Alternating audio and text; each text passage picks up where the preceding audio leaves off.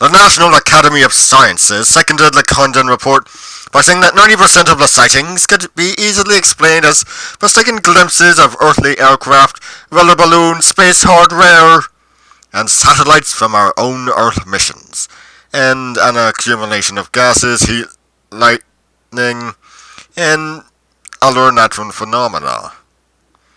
That left 10% remaining as not so easily explained. But in fairness to the official point of view, it must be remembered that UFOs present to science much the same problem as Bigfoot creatures.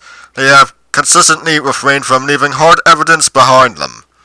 Given the wreckage of a saucer or two, with maybe a few corpses from a downed UFO, science would have solid evidence to analyze, and perhaps new conclusions would be reached.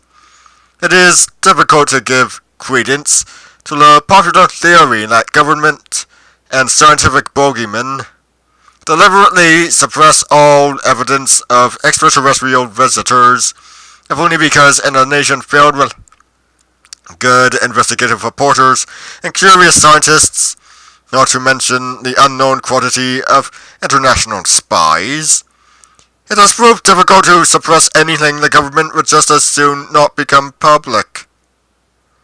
However, newspapers also seemed to lose interest after the Condon report.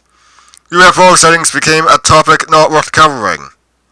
The 20-year-old flying saucer flap had ended, but the saucers refused to cooperate.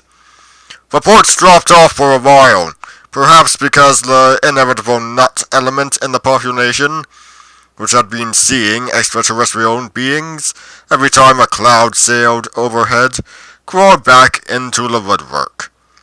What was the point in seeing strange sights if no one would listen to you? The Air Force had closed up shop. Newspapers generally turned a deaf ear. Neighbors laughed if you brought it up.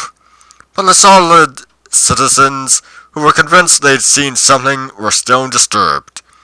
Non-believers have a tendency to become believers quickly when they see a thing they can't possibly explain.